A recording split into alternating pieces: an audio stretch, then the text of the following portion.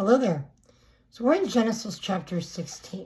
Things start getting kind of crazy if they hadn't already been. Now Sarai, Abram's wife, had borne him no children, and she had an Egyptian maid whose name was Hagar. So Sarai said to Abram, "Now behold, the Lord has prevented me from bearing children. Go into my maid, and you may obtain children through her." And Abram listened to the voice of Sarai.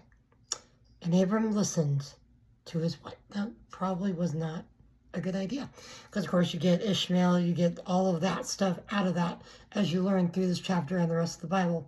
Doesn't really go very well for everybody.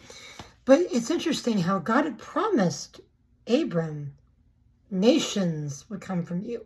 You will have generations and descendants from your loins. You will produce a great many children and a great many people, including Israel, which is to this day still.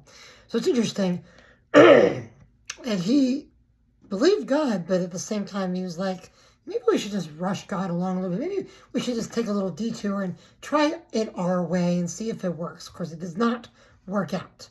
God tells him that he will have a son, but Abram goes his own way. He says, well, I don't have any children. Eliezer of Damascus, my oldest servant in my house. This is the guy who later on he sends to get a bride for Isaac. So it's an interesting picture of the Holy Spirit, which we'll cover later.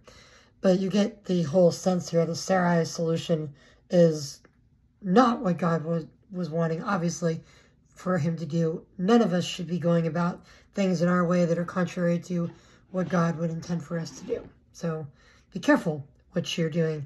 Make sure you're seeking him out and pray and continue on. This week we'll be going through 16 to 18, or midway through chapter 18.